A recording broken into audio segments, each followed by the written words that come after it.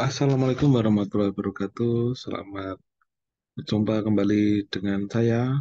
Nah, pada kesempatan ini kita akan mempelajari bagaimana agar kutipan kita tidak dianggap plagiasi. Jadi, plagiasi ini adalah momok pada dunia akademis, tidak hanya sekarang ya, tapi juga dulu karena kalau sekarang canggih banyak mesin yang bisa mendeteksi plagiasi. Misalnya Turnitin, eh, yang bisa mendeteksi plagiasi sampai detail ya. Jadi Anda semua saya kira perlu untuk menghindari itu. Nah, kita akan belajar cara yang cerdas untuk menghindari anggapan plagiasi. Nah, tolong jangan di skip ya videonya karena saya akan memberikan secara verbal. Tulisan itu hanya membantukan tutorial secara verbal ya. Nah, jadi yang pertama kita akan membahas dulu. Ini ya, saya ambil contoh ya. Ketika Anda menulis paper atau artikel, perekonomian Indonesia maju pesat.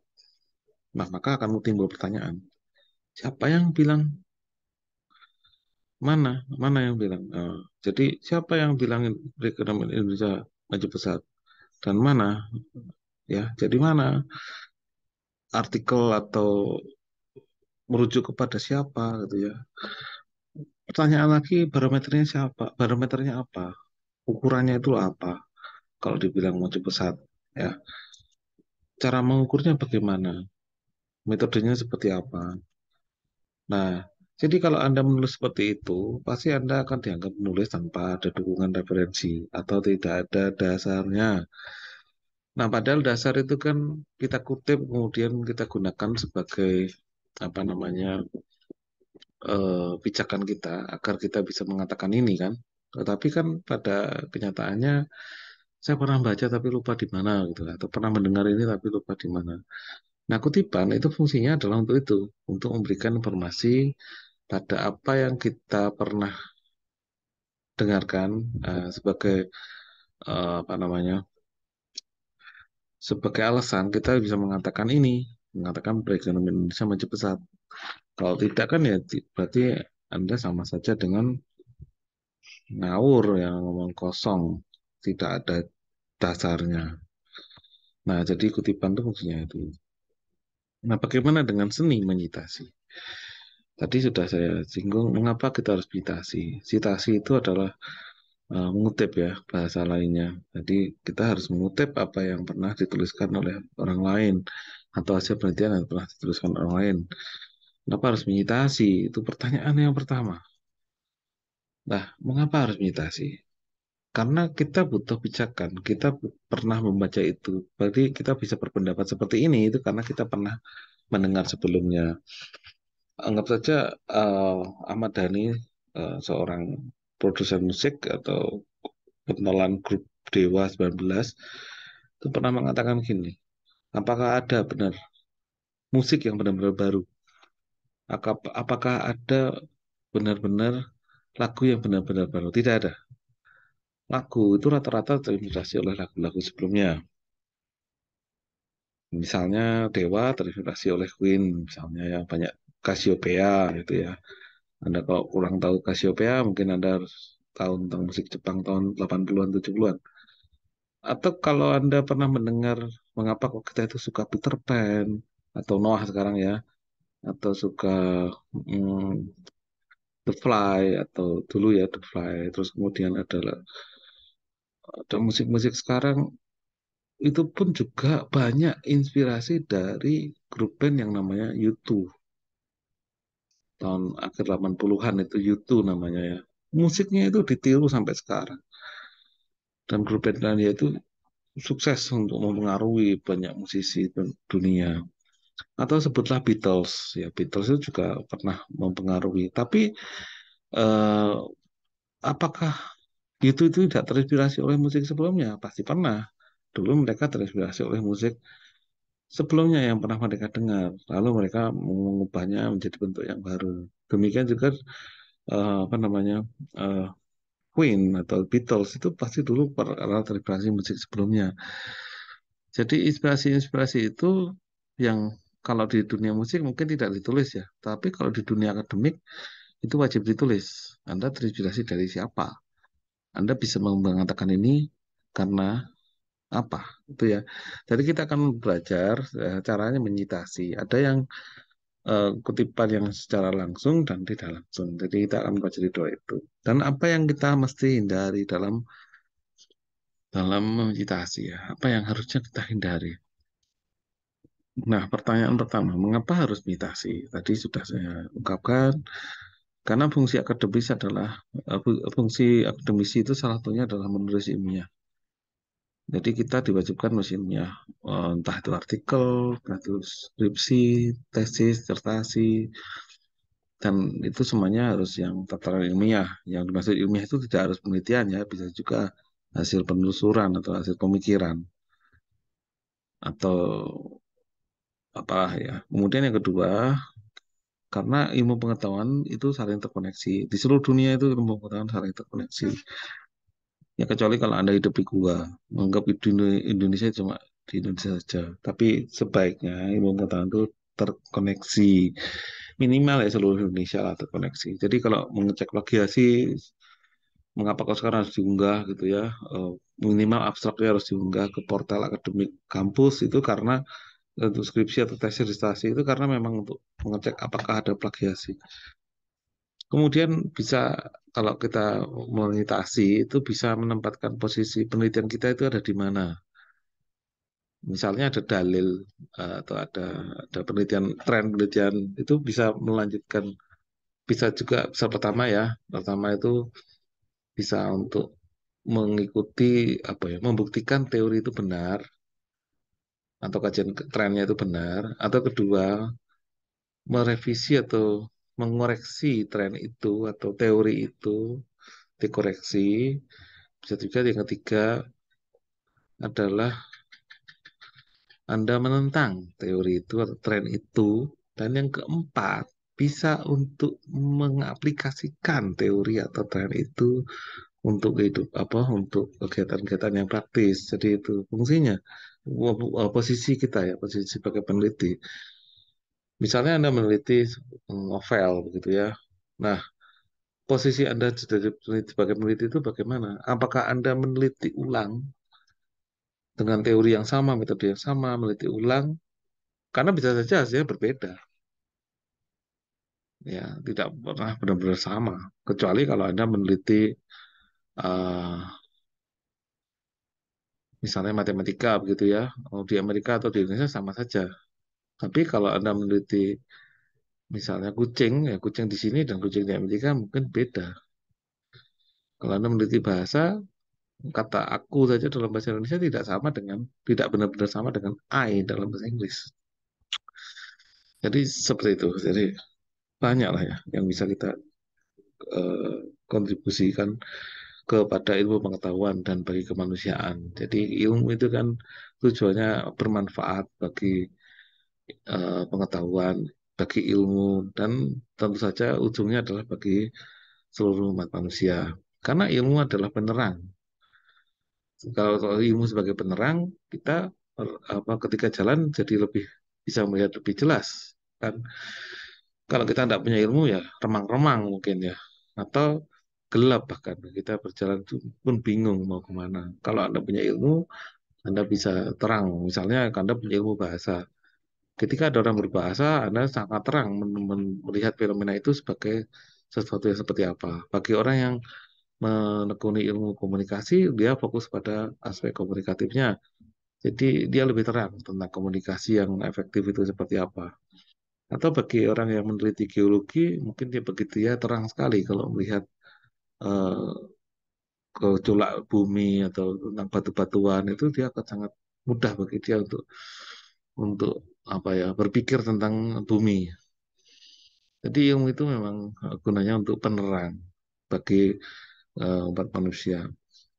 Misalnya juga ahli bahasa digunakan jasanya jika ada kasus di pengadilan atau membuktikan eh, orang itu bersalah atau tidak, melanggar atau tidak, itu bisa dengan bantuan ahli bahasa.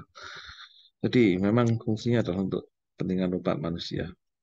Dan kita harus berpikir bahwa tidak ada karya ilmiah yang tidak terinspirasi, dipicu atau dipikirkan karya ilmiah sebelumnya. Jadi tanpa karya ilmiah sebelumnya tidak mungkin ya Anda menulis itu benar-benar dari pikiran Anda, itu tidak mungkin.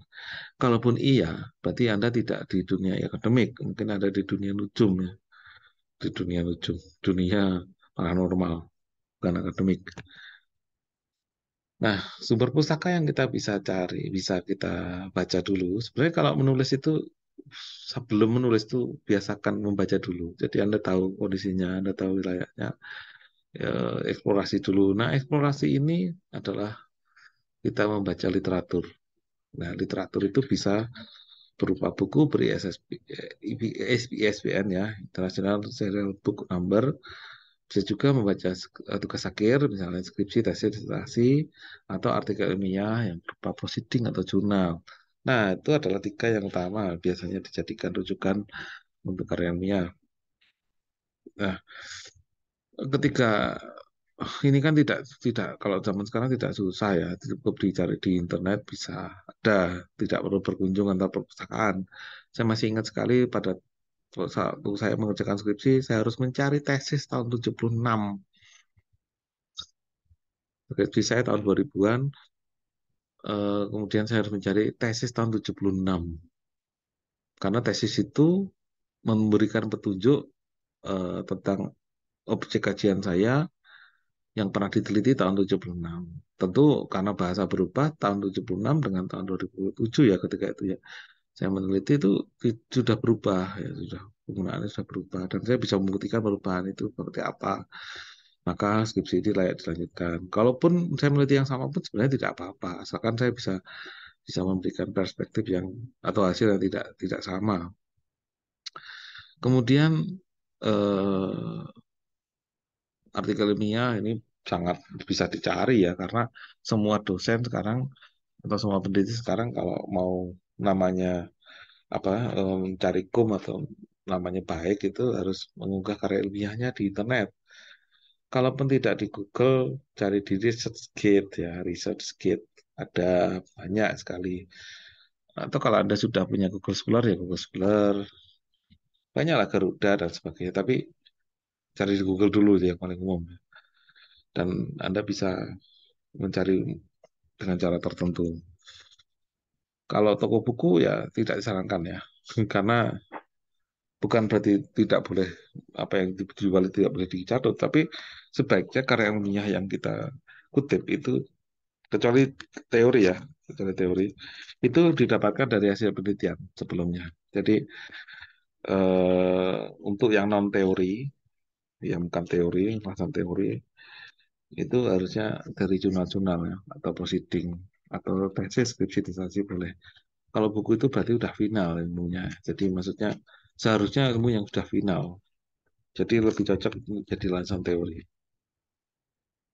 Nah, kemudian bagaimana caranya mencari di internet adalah dengan menggunakan kata kunci yang relevan. Ya. Kata kunci yang relevan itu berarti berhubungan.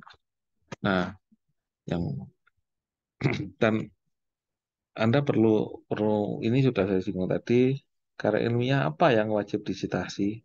Kalau pertanyaan seperti ini, yang wajib ya adalah hasil-hasil penelitian. Karena Anda sedang, saya anggap ini sedang menulis ilmiah, sedang meneliti ya, saya anggapnya.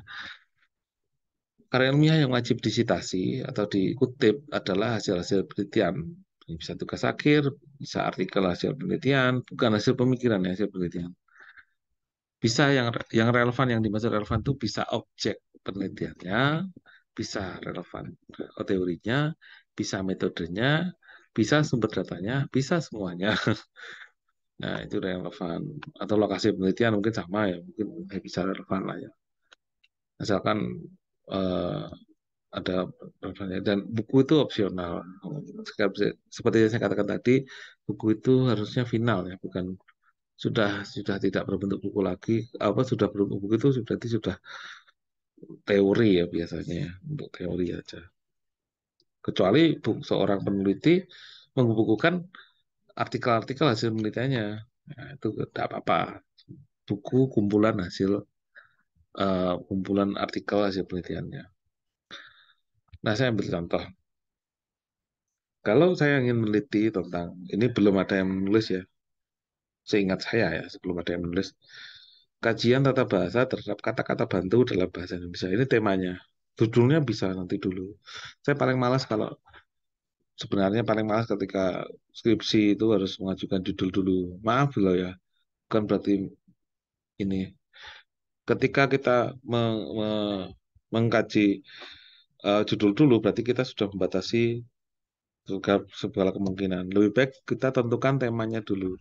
Setelah tema yang ditentukan, kemudian eh, kita perlu memikirkan apa kata-kata yang kunci yang ada di tema itu. Misalnya tentang kata-kata bantu ya. Nah, kata-kata bantu itu bisa menggunakan kata kunci, kata-kata bantu. Kalau Anda bisa bahasa Inggris akan lebih baik lagi. Bisa yang berhubungan yakni misalnya empty words atau kalau kata bantu kan salah satu contohnya adalah konjungsi ya. Konjungsi. Bisa juga konjungsi atau conjunction. Bisa juga grammatical words atau linking words atau marker, function words. Intinya kata-kata yang berhubungan dengan kata bantu. Tidak harus yang harus bahasa Indonesia ya, karena memang penelitian ini belum ada yang melakukan dalam bahasa Indonesia. Maka kita perlu meneliti apa mencari yang bahasa Inggris dulu, yang biasanya sudah banyak diteliti kan bahasa Inggris. Jadi sebagai gambaran saja bahasa Inggris itu bagaimana kata bantunya. Nah, di bahasa Indonesia seperti apa. Kemudian yang kedua contohnya adalah misalnya kita punya tema tentang pengujian keefektifan model based learning ya misalnya ya dalam pembelajaran apa gitu ya, jangan menulis menulis atau pembelajaran menginterpretasi atau apa. Nah, kita bisa menggunakan kata kunci keefektifan, bisa menggunakan kata kunci based learning dan kata kunci model pembelajaran. Nah, di dalam hal ini apa namanya yang relevan saja bidangnya. Kalau bidangnya misalnya bahasa Indonesia ya bahasa Indonesia, pelajarannya ya pelajaran bahasa Indonesia. Kalau pelajarannya matematika ya matematika. Karena tidak semua bisa menggunakan ini. Contohnya pembelajaran eh, pendidikan jasmani dan mungkin jasmani begitu ya misalnya ya. Lempar lembing begitu ya olahraganya. Masa menggunakan problem based learning lempar lembing kan juga tidak match ya, tidak cocok. Jadi perlu kita belajar tentang eh, itu. Kemudian yang ketiga adalah contohnya misalnya saya meneliti tentang persepsi orang Jawa terhadap warna. Ini hanya ilustrasi ya. Saya tidak tahu apakah sudah diteliti atau belum. Saya hanya mengilustrasikan. Misalnya kita bisa menggunakan kata kunci persepsi warna atau metafora warna. Jadi persepsi warna mungkin orang Jawa belum ada penelitian di bahasa Jawa, maka mungkin penelitian di bahasa lain bisa ya. Jadi kata kuncinya adalah persepsi warna atau metafora warna.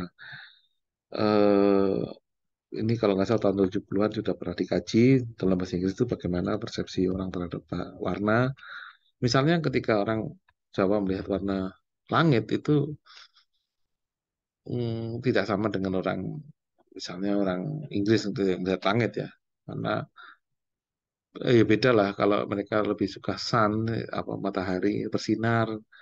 Sepertinya orang Jawa tidak ya kalau Jawa panas. Kalau di Inggris sana mungkin matahari sangat dirindukan. Jadi kata-kata kuncinya biasanya hangat. Kalau matahari dekat dengan kata hangat, dengan dekat dengan kata apa. Dan warnanya adalah warna putih, warna yang terang dan seterusnya. Kalau di Jawa terik ya, panas, terik, gerah dan seterusnya. Jadi kadang-kadang persepsi warna putih itu di Jawa tidak terlalu baik ya. Misalnya seperti itu. Nah, lalu yang bisa kita gunakan adalah cara cari kata-kata uji itu kemudian Anda ketik titik PDF atau dot PDF. Nah, diunduh ya, diunduh sebanyak-banyaknya, lalu cari yang cocok, yang hasil penelitian. Ya, cari yang hasil penelitian ya sekali lagi bukan yang lain. Hasil penelitian aja yang dicari. Misalnya kalau artikel kan jelas di depan ada abstraknya, ada judulnya, ada namanya dan seterusnya. Jurnalnya terbit di mana itu jelas. Cari sebanyak-banyaknya lalu diklasifikasikan. Dan yang kedua adalah tuliskan dalam kalimat apa relevansi dengan penelitian Anda. Jadi hubungannya dengan penelitian Anda ini apa? Oh, sama teorinya. Oh, sama metodenya. Bahwa ini. Nah, terus dalam kalimat tulis Anda tidak boleh copy paste dalam hal ini. Anda menulis sendiri. Kalau Anda tidak cukup waktu untuk membaca abstraknya, apa membaca seluruhnya, cukup baca abstraknya. Nah, jika ada dua atau lebih penelitian sejenis, bisa dikelompokkan dalam satu klasifikasi. Jadi, jika penelitian mirip-mirip gitu ya, sejenis itu ya, itu dikelompokkan satu aja. Nah, Anda perlu tahu bahwa kalau Anda ingin menulis di jurnal ilmiah, terutama yang apa ya, berreputasi baik, eh, Sinta 1, 2, 3, itu biasanya menuntut kebaruan citasi. Nah, biasanya ya, ini tidak saklek ya, bergantung eh, ketentuan di jurnal. Kalau bidang humaniora, sosial, itu biasanya 10 tahun terakhir atau 5 tahun terakhir. Kalau bidang iptek, sains itu biasanya menuntut 5 tahun terakhir. Nah, jadi harus baru. Jadi sumber-sumber PDF itu harus baru semua, jangan yang lama. Kemudian contoh untuk mengutip tujuan pustaka itu bagaimana yang benar ya. Anda perlu memulai pada paragraf pembuka ya. Jadi paragrafnya dibuka dengan kalimat semacam ini ya. Pada bagian ini dikemukakan beberapa penelitian yang relevan dengan penelitian ini atau beberapa penelitian sebelumnya. Jadi intinya seperti itulah. Jadi harus ada paragraf pembukanya. Jangan tiba-tiba ujuk-ujuk tulis. Itu malah bingung kadang-kadang orangnya. Oke, kecuali memang tidak diharuskan oleh jurnal itu atau skripsi itu. Nah, kemudian kita bisa memulai dengan contoh seperti ini. Tidak benar-benar ada ya, saya hanya mengada-ngada di sini, tapi hanya dicontohkan saja. Misalnya kalimatnya harusnya berbunyi begini ya. Wijana 2002-2005 menelaah penggunaan metafora pada warna dalam bahasa Indonesia. Dari penelitian tersebut diketahui bahwa bla bla bla. Nah, jadi kalimatnya harus berarti ini yang kalau tulisan seperti ini kita bisa menelaahnya begini. Ini Wijana itu nama akhirnya, nama akhir ya, bukan nama depan. Tidak perlu nulis nama lengkap ya. Kalau bahasa Indonesia nama depan, nama akhir. Bahasa Inggris juga ya nama akhir. Kalau orang Mandarin itu harus dua-duanya ya, apa seluruh namanya kalau tidak salah ya. Atau kalau perlu depannya aja. Kalau bahasa Jepang pun juga nama akhirnya eh, tahun 2000 kemudian harus dikurung 2002, berarti tahun 2022 beliau menulis bukunya tahun 2022, apa artikelnya tahun 2022, terbitnya ya.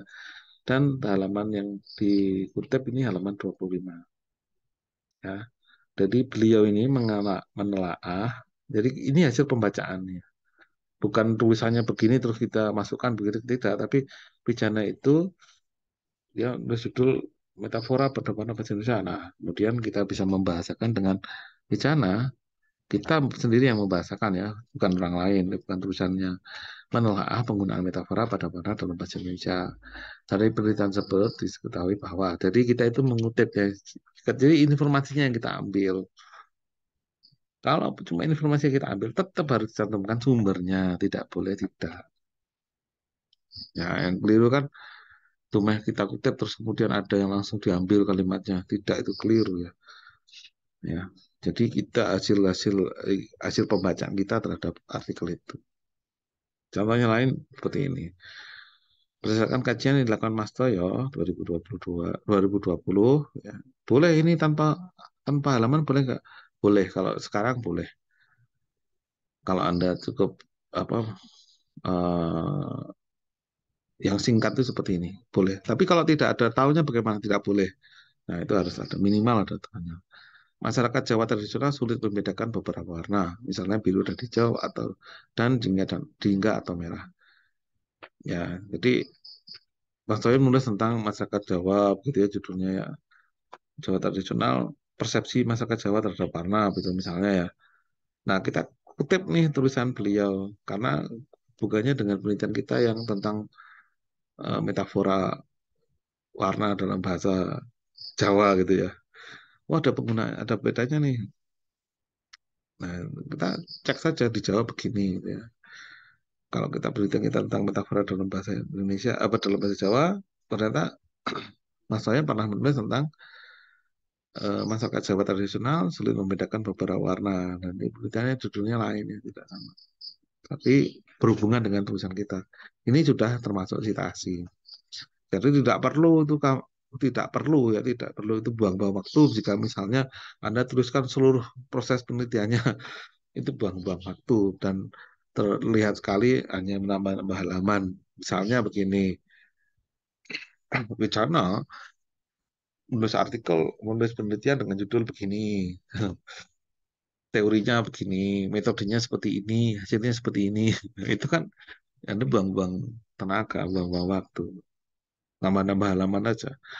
Yang benar itu yang apa yang relevan dengan apa yang Anda tulis. Kalau nggak relevan tidak usah dituliskan. Jadi ya ambil informasi yang kita butuhkan, ditaruh di tujuan pustaka. Ini contoh lainnya ya. Penggunaan angket dan wawancara mendalam untuk menelaah persepsi yang dilakukan oleh Winarti. Winarti pernah menulis tahun 2019 tentang apa namanya kajian persepsi warna gitu ya. Misalnya tentang persepsi warna menghasilkan temuan yang berbeda dengan hasil kajian persepsi yang dilakukan oleh Sumiran. Nah, ini sudah ada dua artikel yang kita kutip ya. Ada dua artikel yang kita bahas nih, ada oleh Bernardi dan oleh Sumiran. Ini juga merupakan salah satu cara mengutip yang lebih efektif ya daripada Anda harus menulis lengkap. Ada apakah ada seperti itu? Ada. Saya bacanya cemas. Uh, tulis, ditulis semuanya. Judulnya ditulis, metodenya ditulis, teorinya ditulis, hasilnya ditulis. Buat apa ya? Nggak perlu ya. Kemudian ini juga salah satu cara mengutip yang efektif.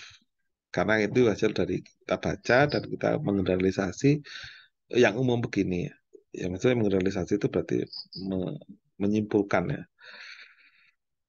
bukan menyimpulkan ya, merangkum ya. Kemudian yang sama itu ini loh ya. Dari beberapa kajian membuktikan atau dibuktikan, nah ini tidak gramatikal ya. Dari beberapa itu dibuktikan bahwa metafora merupakan cara berpikir, tidak sekadar gaya bahasa. Dari kajian-kajian apa? Kajiannya Broditsky tahun 2020, aduh maaf, tahun Winarti tahun 2019, Prastoyo tahun 2020, Wijaya tahun 2022. Ya seharusnya ini urut ya, 2019 dulu, 2020, 2022. Nah, artinya di sini kan lebih ringkas lagi. Jadi ada kesamaan nih dari 4 penelitian. Ya, kesamaannya apa? Yakni metafora dianggap sebagai cara berpikir, bukan lagi kayak bahasa. Nah, itu adalah contoh bagaimana kita menyitasi di Kion Pustaka. Seharusnya seperti itu. Jadi intinya mengutip itu atau secara tidak langsung di sini ya, itu mengambil informasi, ya bukan mengambil kata-kata orang lain. Dan Anda perlu membiasakan untuk berbahasa sendiri. Karena tujuannya adalah menghindari plagiasi kan. Jadi kalau Anda menggunakan kata-kata si penulis, si peneliti sebelumnya, maka Anda gampang sekali terdeteksi plagiasi. Maka gunakanlah kata-kata Anda sendiri. Ini juga berlatih agar Anda terbiasa untuk berpikir. Kalau tidak terbiasa berpikir ya repot.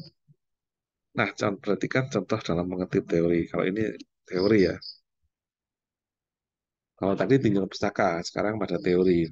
Di latar belakang bagaimana Pak? Boleh tidak ada kutipannya? Ya boleh banget. Siapa yang bilang tidak boleh? Tapi dua yang sangat terlihat itu adalah pada tujuan pustaka dan bahasan teori. Karena latar belakang tanpa ada referensi pun juga Anda akan disalahkan. Nah, kutipan langsung itu menandakan bahwa kalimat itu, kalimat dalil atau kalimat teori itu tidak boleh diubah. Atau kalau diubah ditakutkan maknanya berubah atau bergeser. Nah, kutipan langsung itu ditandai dengan apit petik ya, apit petik ganda ya. Jadi petik di sini ya, petik, kemudian kalimatnya apa, kemudian petik lagi.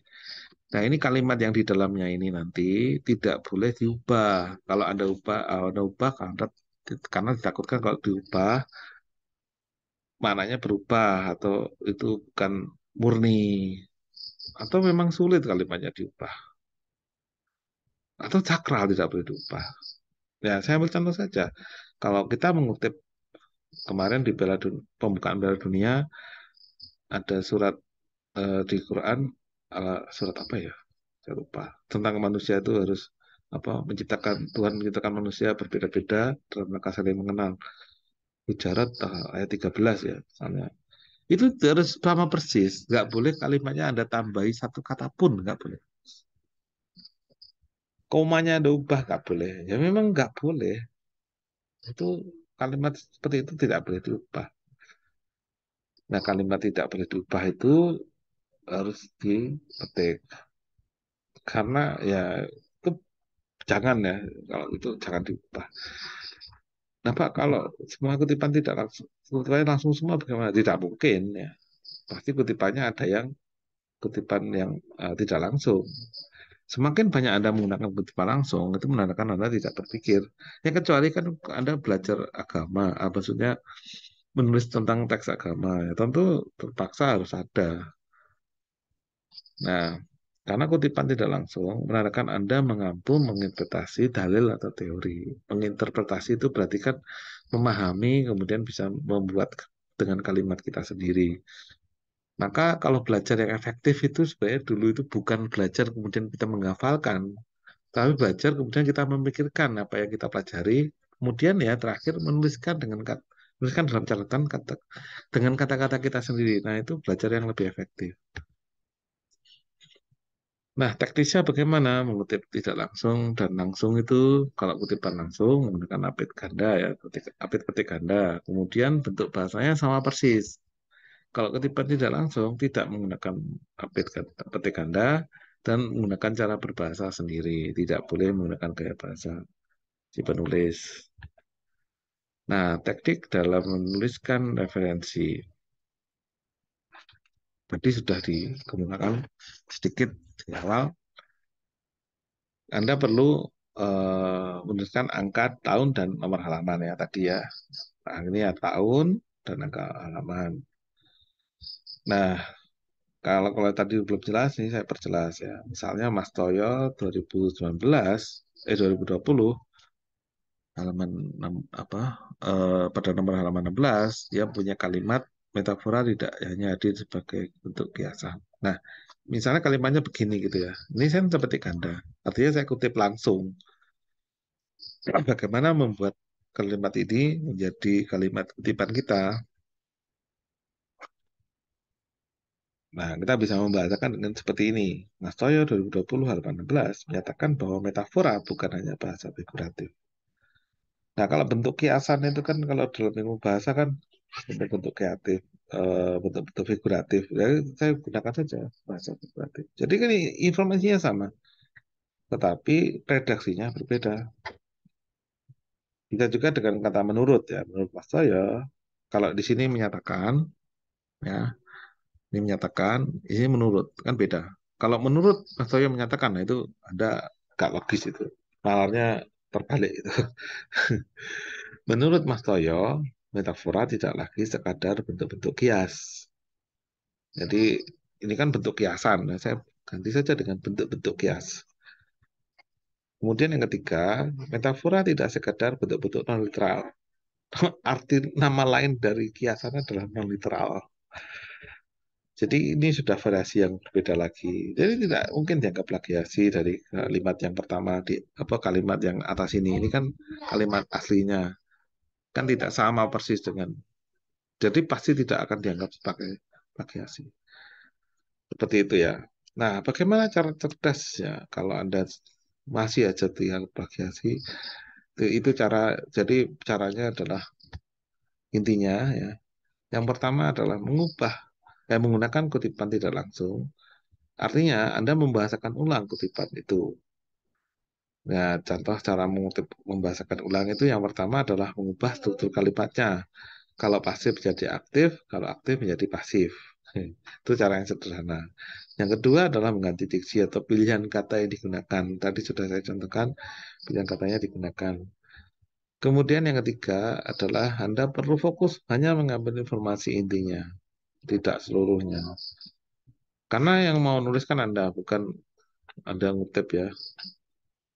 Janganlah skripsi itu mengambil isi buku, taruh di skripsi Anda, atau artikel orang taruh di skripsi Anda. Nah, itu namanya mindah, itu namanya. Bukan skripsi. Skripsi itu Anda berpikir. Nulis artikel itu Anda berpikir. Karena kuliah itu intinya adalah belajar berpikir. Itu ya. Yang kedua, ini yang cara yang sering saya lakukan. Kebetulan eh, saya tuh tidak terlalu menyukai bidang-bidang yang sudah sering ditulis orang di Indonesia maksudnya. Kalau di Indonesia jarang ditulis orang, nah itu yang saya tekuni. Karena saya lebih suka mencari peluang daripada peluang baru daripada harus ngorek-ngorek apa yang sudah pernah ditulis orang lain di Indonesia atau sering ditulis orang lain. Saya lebih sering mencari yang belum ditulis di Indonesia atau ruangnya masih banyak yang belum menulisnya. Jadi saya lebih suka hal baru dan biasanya hal baru itu saya dapatkan dari tulisan bahasa Inggris. Jadi ketika hasil plagiasi itu saya kecil itu ya karena memang paling banyak itu saya ngutip tulisan berbahasa Inggris. Tetapi tentu saja melewati proses terjemahan. Karena kajian atau teori itu belum banyak yang ditulis dalam bahasa Indonesia. Jadi saya bebas saja menerjemahkan dalam bahasa Indonesia. Sudah jadi kalimat yang baru. Dan tidak mungkin dianggap plagiasi. Kecuali ada orang Indonesia yang menulis dengan apa namanya menulis dengan teori yang sama yang saya tulis dan menggunakan alat penerjemah yang sama. Karena alat penerjemahnya itu otak kita, bukan mesin, ya maka hasilnya pasti berbeda kan. Kalau mesin misalnya Google Translate itu ya, nah itu nanti hasilnya sama. Tapi ketika saya nulis menerjemahkan dengan pikiran saya sendiri, maka hasilnya tidak sama. Jadi seperti itu, tidak akan dideteksi variasi cara saya. Kemudian yang ketiga, Anda perlu membiasakan diri memperbanyak referensi. Tapi harus benar-benar baca loh ya, bukan cuma cantol-cantol gitu, ping gitu, oke. Ya, kalau Anda kesulitan menambah referensi, referensi di artikel itu rata-rata kalau yang biasanya ya antara 5 sampai 10. Tapi kalau tuntutan jurnal yang bergengsi biasanya 15 citasi. Itu biasanya kalau 15 sih paling 2 halaman. Kalau 5 sampai 10 paling 1 halaman. Tapi istri saya 25 halaman pun juga tidak mengeluh, masih menganggap itu kurang. Kalau saya 10 halaman saja sudah capek. 10 halaman itu berarti ya kalikan saja. Satu halamannya 10 misalnya. 10 halaman berarti 100 citasi. Saya kira itu wajar saja kalau di level S3 ya. Kalau di level S1 ya paling tidak ya 25 lah. Kalau cuma 10 itu pasti mainnya kurang jauh atau eksplorasinya kurang luas. Jadi hanya di permukaan saja. Kecuali memang tujuannya praktis ya, pengen cepat lulus. Dan nilainya yang tidak berpikir nilai harus bagus. Nah, dengan memperbanyak memakai referensi, pengetahuan Anda juga semakin luas. Dan cara berbahasa kita pun sebenarnya juga terlatih untuk semakin variatif. Karena kita terpengaruh dengan bahasa yang kita baca. Kadang terlalu sibuk memperbanyak referensi, detail konten referensi tidak diperhatikan. Nah, itu yang repot. Jadi banyak referensinya, tapi Anda tidak benar-benar memahami apa yang ditulis, kemudian lupa. Oh, tadi itu nulisnya caranya kok bisa begitu ya. Itu asal masukkan saja itu juga tidak baik ya. Minimal baca dulu ya. Nah, sebagai saran, saya sarankan untuk menggunakan meraja referensi. Itu sebenarnya untuk mempermudah penyusunan data pustaka. Memang penggunaan pertama itu akan sangat sulit ya, terutama untuk artikel yang tidak ada di internet. Anda harus secara manual memasukkan. Tapi setelah Anda menggunakan meraja referensi, itu akan lebih mudah pada endingnya, pada akhirnya lebih enak. Karena tinggal masuk serat langsung membuat semua daftarnya dan tapi ya manual dulu awal. Dan begitu saja, kalau ada yang masih kurang jelas atau ingin ada yang ditanyakan silakan. Tapi intinya adalah referensi itu adalah dolan kita itu seberapa jauh di dunia akademik gitu ya. Kalau Anda sebagai orang, saya itu paling jauh pergi ke luar kota itu di dekat-dekat saja. Ya berarti Anda perlu tuh memperluas itu. Atau saya hanya pernah pergi ke apa namanya beda pulau aja. Ya Anda perlu memperluas itu karena sekarang terkoneksinya tidak cuma koneksi akademis tidak cuma antar pulau, tapi juga antar benua, antar bahasa. Ya itu biasa saja. Dan semakin luas pengetahuan kita yang referensi kita, semakin luas jangkauannya yang relevan dengan pemikiran kita, maka juga kita juga apa pengetahuan kita juga semakin banyak dan semakin terang melihat fenomena-fenomena bidang kita. Seperti itu. Dan dapat saya sampaikan terima kasih. Wassalamualaikum warahmatullahi wabarakatuh.